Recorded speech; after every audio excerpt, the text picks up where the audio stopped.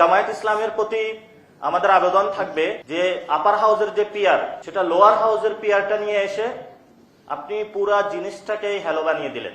তো আপনাদের কিছু কিছু ক্ষেত্রে জাতির সামনে মুখে একটা অন্তরে একটা এই ধরনের যে আচার ব্যবহার রয়েছে এটা স্পষ্টত হচ্ছে।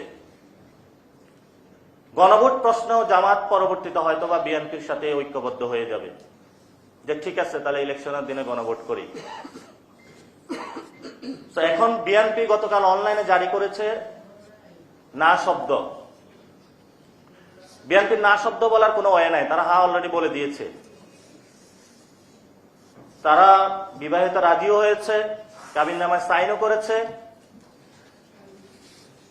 এখন তাদের না বলার কোনো অপশন নাই, তাদের এটা আগে ভেবে চিন্তা করা উচিত ছিল। কিন্তু এই সময়ে আমাদের যে দাবিটা, আমরা যেটা জাতির সামনে স্পষ্ট করতে চাই, সংস্কার কমিশন সুপারিশমালা দিয়েছে, ডক্টর ইউনূসের কোর্টে এখন বল। উনি যেহেতু আন্তর্জাতিক খেলোয়াড়, বলা হয়ে থাকে যে বিদেশি প্লেয়াররা বাংলাদেশের মাঠে খেলতে আসলে একটু পিছলায়া যায়, কারণ বাংলাদেশের মাঠটা অনেক বেশি পিছলা। কিন্তু এই পিছলা জায়গায় আরো বেশি তেল মর্দন করে আমাদের সম্মানিত আইন উপদেষ্টা আসিফ নজরুল। উনি পলিটিশিয়ানদেরকে শুধু পিছলা খাওয়াইতে চান। তো এই যে ড্রাফটটা হয়েছে, ড্রাফটটা জাতির সামনে উন্মুক্ত করতে হবে, কারণ আসিফ নজরুলের উপর আমাদের সেই আস্থাটা নেই। এই ড্রাফট সুপারিশমালা যখন উনি করবেন, উন্মোচিত না করে উনি সেখানে একটা অসৎ উদ্দেশ্যের আশ্রয় নিতে পারেন।